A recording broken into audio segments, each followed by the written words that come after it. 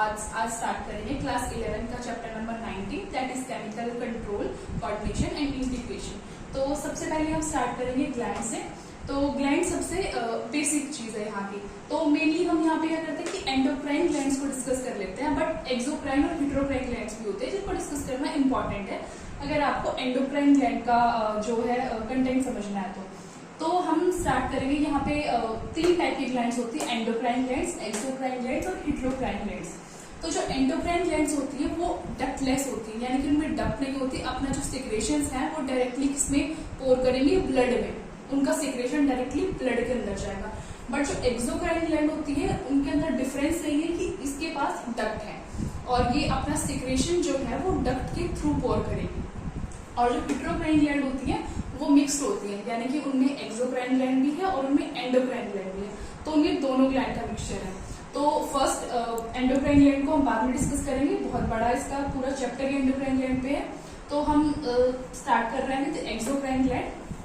तो exocrine gland as you can see here I have written it is duct, यानी कि duct के ऊपर बेस्ड है सारी।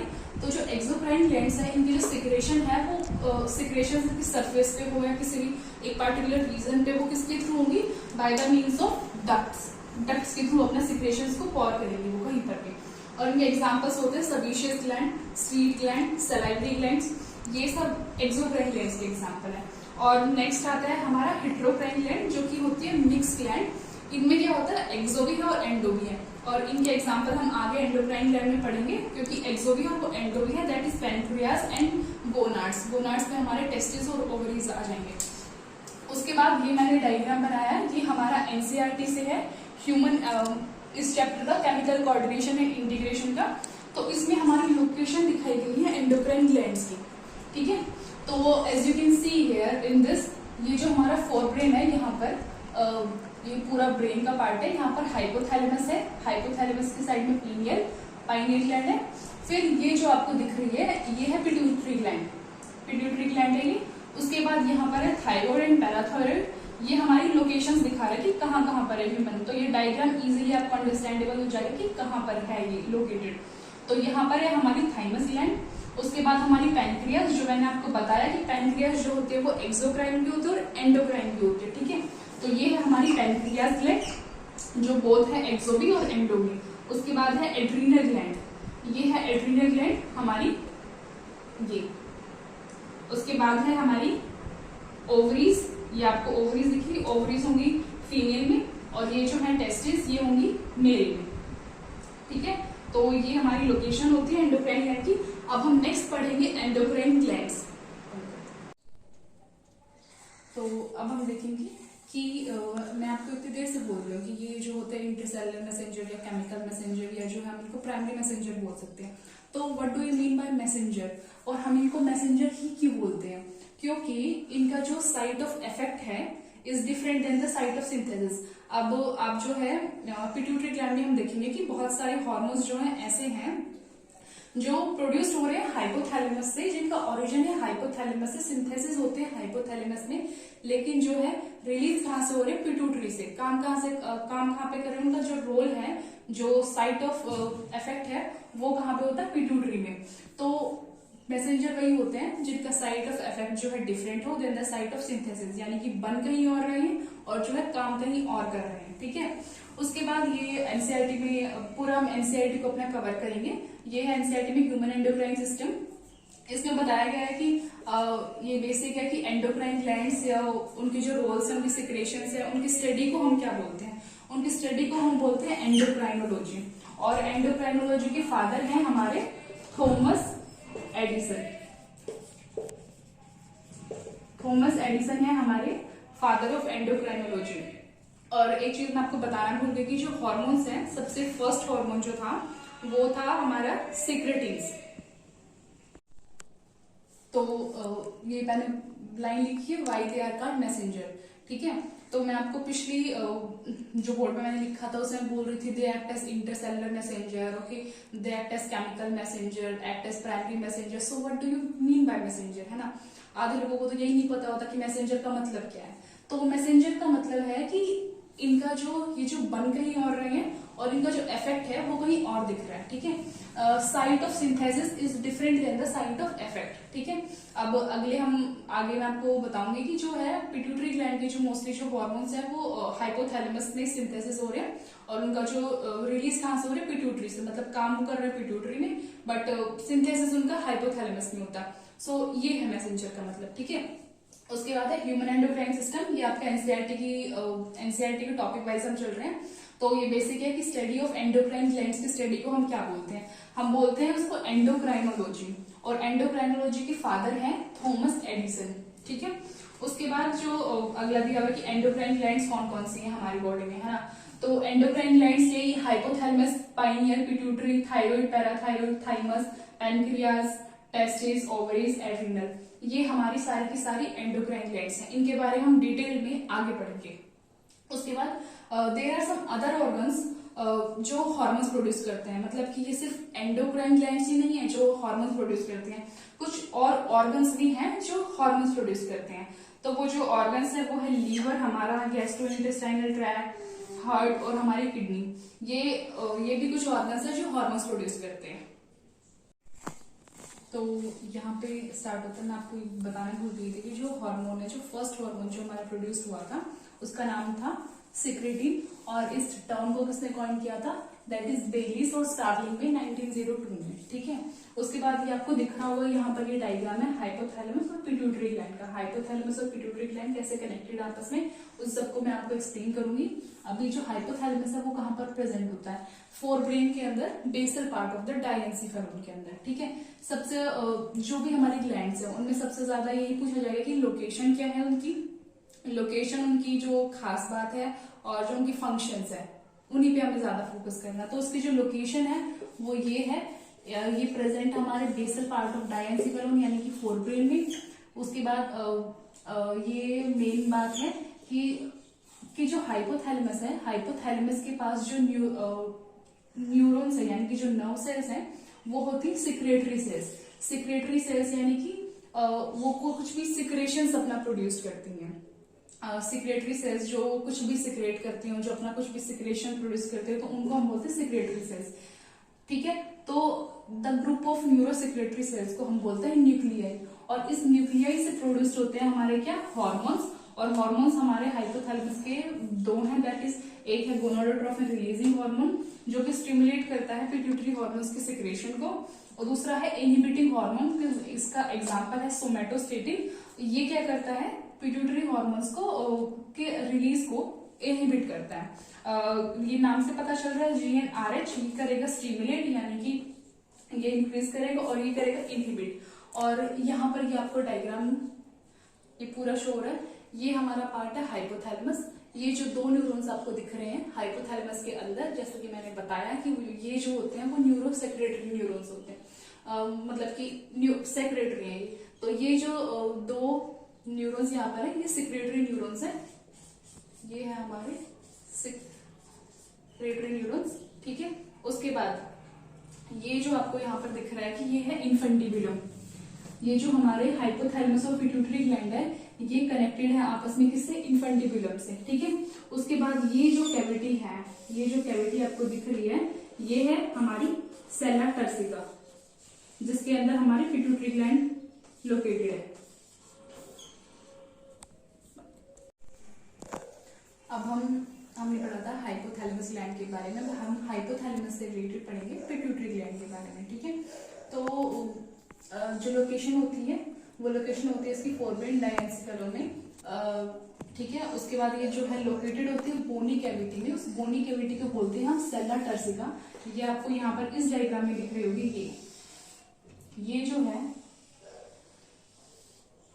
जो है इसको हम बोलते हैं सेला टर्सिका। ये जो है कैविटी है पूरी, और इस कैविटी का नाम है सेला टर्सिका।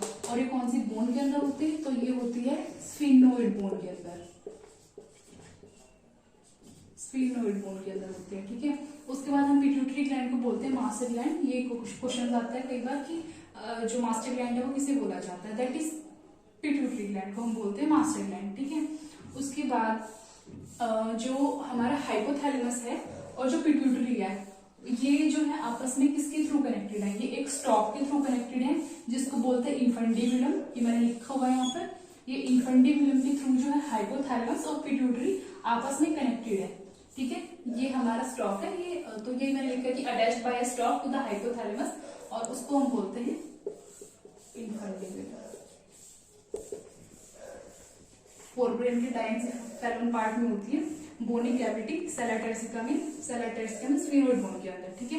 मास्टर ग्लैंड इसको बोलते हैं। और ये जो है इसके पास होता है हाइपोफाइजल पोर्टल सिस्टम। इसको हम हाइपोफाइजल पोर्टल सिस्टम क्यों बोल रहे हैं, क्योंकि हाइपो यानी कि हाइपोथैलेमस, ये वर्ड बना है हाइपो से मिलकर हाइपोथैलेमस, और फाइजल मतलब पिट्यूटरी, तो हाइपोफाइजल पोर्टल सिस्टम। ये जो डायग्राम है, इस डायग्राम में यू कैन सी ये पार्ट आपके एनसीईआरटी में ये डायग्राम ऐसे कैसे है, ये है इसका पोर्टल सर्कुलेशन, जो कहां पर है, एंटीरियर पिट्यूटरी में।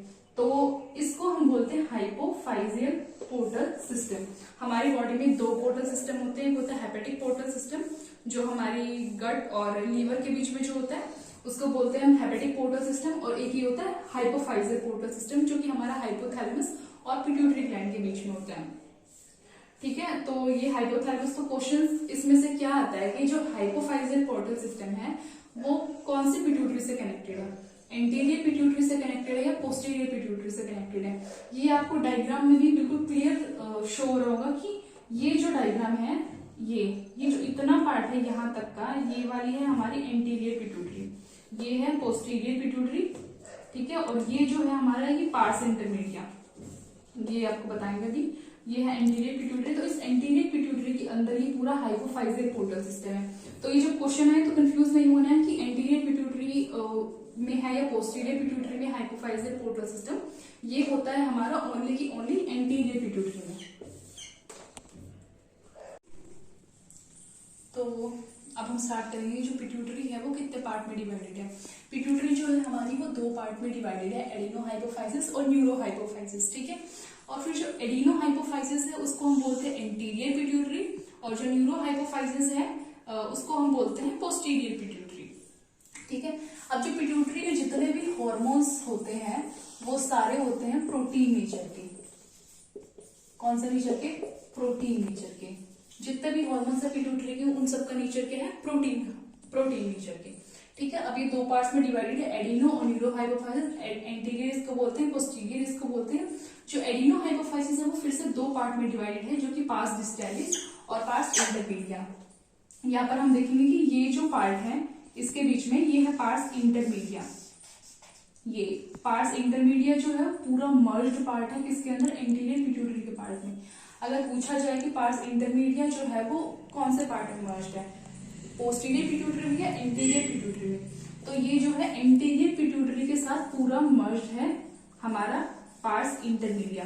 पार्स इंटरमीडिया हमारे ह्यूमन बॉडी में मोस्टली जो है वेस्टिजियल ऑर्गन होता है, ज्यादा उसका जो है फंक्शन नहीं होता है, ये एंटीरियर पिट्यूटरी के साथ ही काम करता है।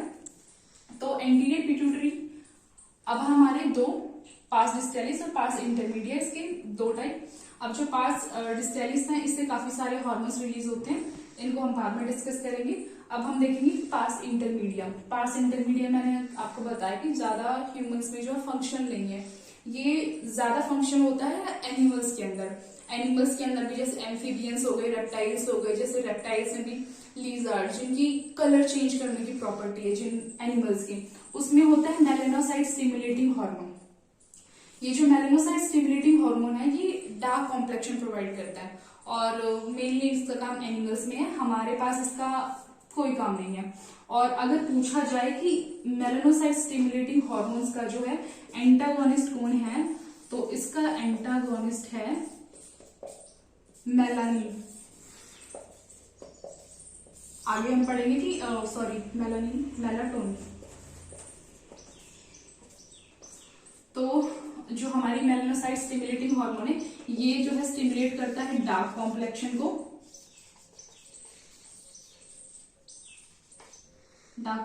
और जो मेलाटोनिन है वो जो है स्टिमुलेट करता है हमारे अंदर फेयर कॉम्प्लेक्शन को।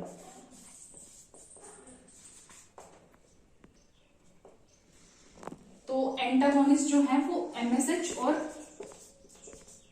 मेलाटोनिन एक दूसरे के जो है एंटागोनिस्ट हैं।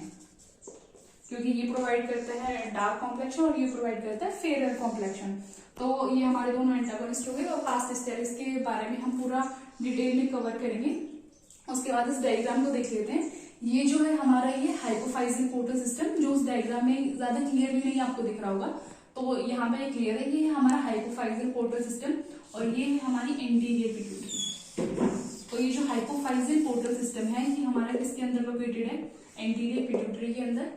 और जो हमारी पोस्टीरियर पिट्यूटरी है ये है हमारे एक्सोन्स। एक्सोन्स का जो ये टर्मिनल पार्ट है, टर्मिनल पार्ट ऑफ एक्सोन का आता है पोस्टीरियर पिट्यूटरी में। और जो साइटोन पार्ट है, सेल बॉडी है, ये हमारी आती है हाइपोथैलेमस के अंदर। हाइपोथैलेमस के अंदर हमने पढ़ा था कि सेक्रेटरी न्यूरॉन्स होते हैं, ये है वो सेक्रेटरी न्यूरॉन्स, इनको हम बोलते हैं न्यूक्लियाई, ठीक है। और इसका जो टर्मिनल पार्ट है ये है हमारा टर्मिनल एक्सोन का पार्ट और ये हमारा लोकेटेड है पोस्टीरियर पिट्यूटरी में। तो जो हमारी हाइपोथैलेमस यानी कि जो पोस्टीरियर पिट्यूटरी है वो मोस्टली हाइपोथैलेमस का ही मॉडिफिकेशन है। जो पोस्टीरियर पिट्यूटरी से जो भी हार्मोन्स रिलीज होंगे हमारे सारे वो बनते हैं हाइपोथैलेमस में डायरेक्टली। हाइपोथैलेमस सिंथेसिस होते हैं और यहाँ से आते वो टर्मिनल एक्सोन पे जाके यहाँ पे रिलीज होते हैं और फिर वो पोस्टीरियर पिट्यूटरी में आ जाते हैं। That's it. तो हम स्टार्ट करेंगे पास्ट स्टेलिस से। पास्ट स्टेलिस में जैसे कि हमने हार्मोन्स पढ़े थे कि 5 हार्मोन सिक्रेट होते हैं, ग्रोथ हार्मोन, ACTH, TSH, गोनाडोट्रोफ्स और प्रोलैक्टिन हार्मोन।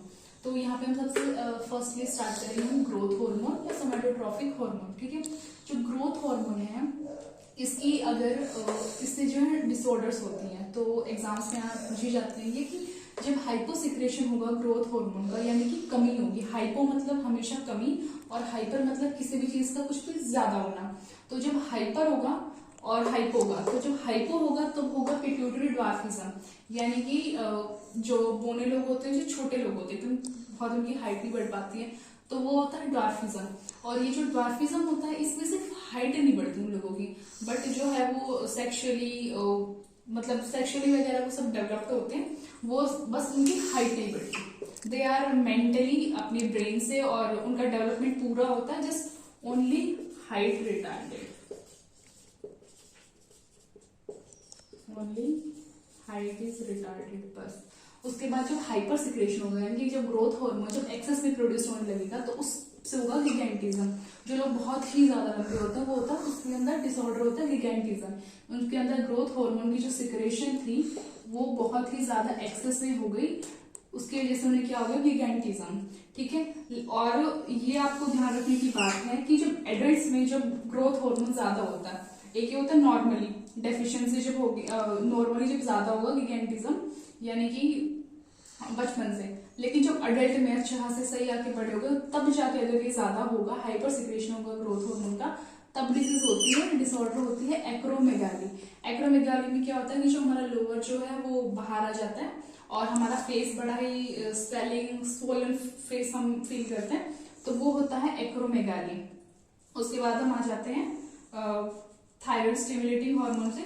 ये थायराइड ग्लैंड को कंट्रोल करेगा और थायराइड ग्लैंड से क्या रिलीज होगा, हार्मोन। उस हार्मोन का क्या नाम है, थायरोक्सिन हार्मोन प्रोड्यूस्ड होगा। इसकी 2 फॉर्म होती है, T3 और T4। T3 ट्राई आयोडोथायरोनिन इसको बोलते हैं और T4 टेट्रा आयोडोथायरोनिन। ट्राई मतलब 3 और टेट्रा मतलब 4। और ये जो है हमारे बेसल मेटाबॉलिक रेट को भी कंट्रोल करता है। It controls the basal metabolic rate of our body. अब बेसल मेटाबॉलिक रेट क्या होता है, जो हम बोलते हैं कि BMR है ना, BMR कैलकुलेटर भी होता है। तो जो BMR होता है वो होता है कि हमारी जो बॉडी है वो कितनी एनर्जी या कितनी कैलोरीज को यूज कर रही है to perform the vital functions of our body at rest, ठीक है।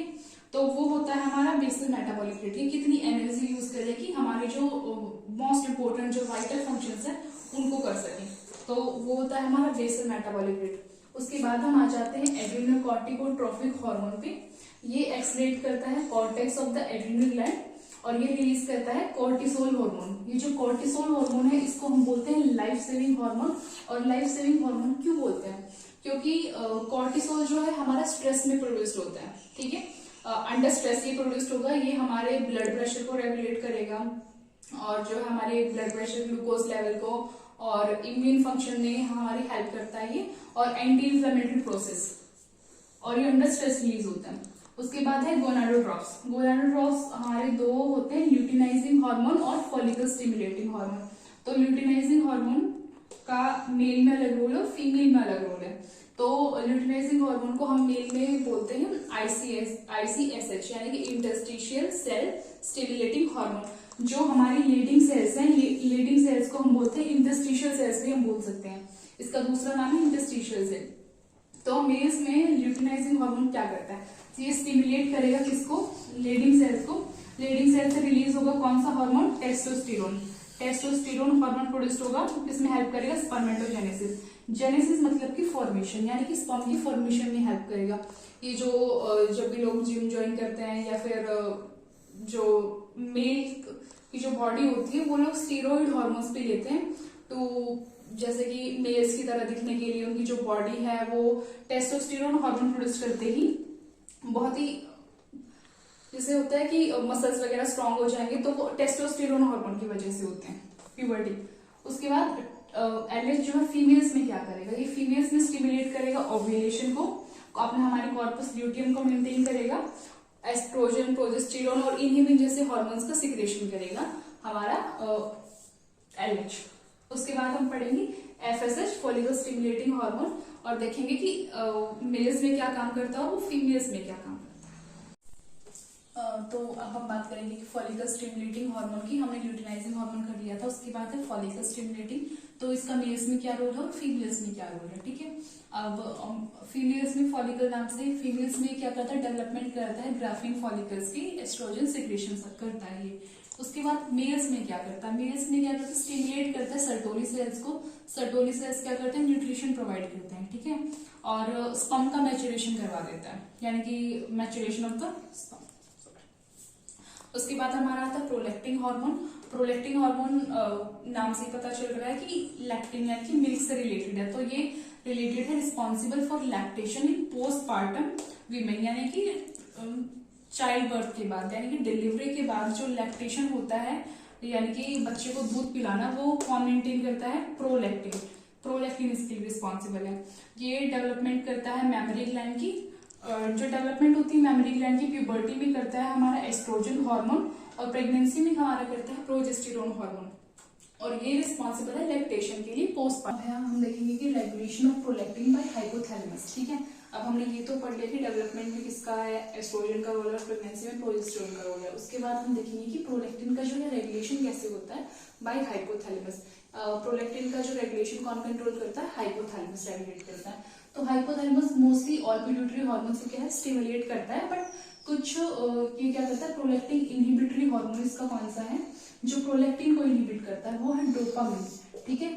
डोपामिन कैटेकोलामिन है, न्यूरोट्रांसमीटर है ये, बट ये क्या करता है, लैक्टेशन को जो है ये इनहिबिट करता है, ठीक है, ड्यूरिंग प्रेगनेंसी। अब जो है ड्यूरिंग प्रेगनेंसी क्या होता है, ड्यूरिंग प्रेगनेंसी हमारा जो है एस्ट्रोजन और प्रोजेस्टेरोन, एस्ट्रोजन और प्रोजेस्टेरोन का लेवल जो है हाई होता है, वो क्या करते हैं, लैक्टेशन को जो है हमारा इनहिबिट करते हैं, ठीक है। लेकिन जैसे ही पार्टुरेशन होगा, पार्टुरेशन यानी कि चाइल्ड बर्थ, जैसे ही बच्चे की डिलीवरी होगी उसके बाद जो है एस्ट्रोजन और प्रोजेस्टेरोन इन दोनों में क्या है, डिक्लाइन होगा, और ये डिक्लाइन होगा तो उसके बाद जो है लैक्टेशन स्टार्ट होगा।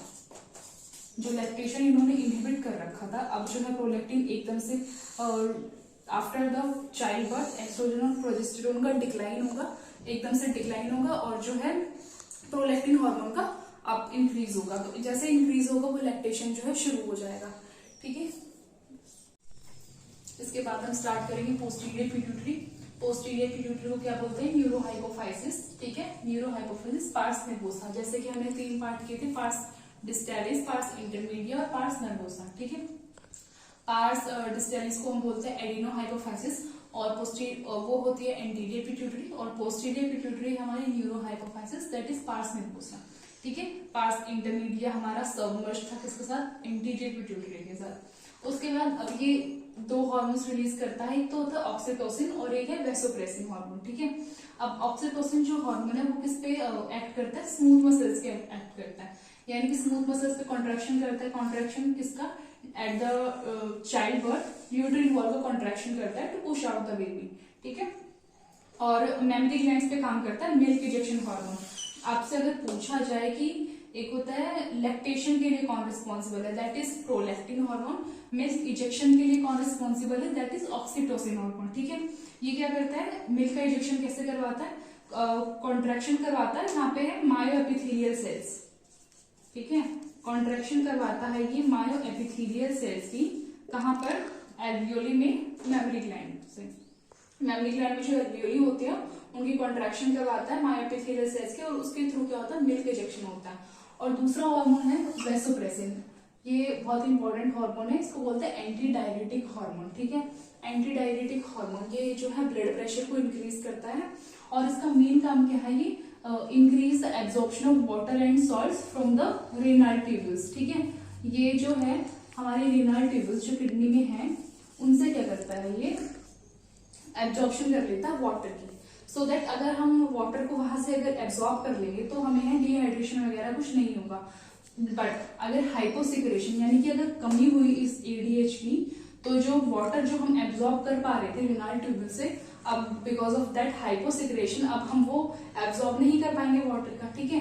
तो अगर हम वाटर का एब्जॉर्ब नहीं कर पाएंगे तो जो हमारा यूरिन है वो बहुत ज्यादा रिलीज होगा, राइट। तो यूरिन के रिलीज में क्या हो जाएगा, इंक्रीमेंट हो जाएगा, और वो उससे उस प्रोसेस को क्या बोलते हैं, उस कंडीशन को क्या बोलते हैं, हम डायूरेसिस बोलते हैं, ठीक है। अब इस हाइपोसिक्रेशन से जो हमें डिसऑर्डर होता है वो होता है डायबिटीज इंसिपिडिस।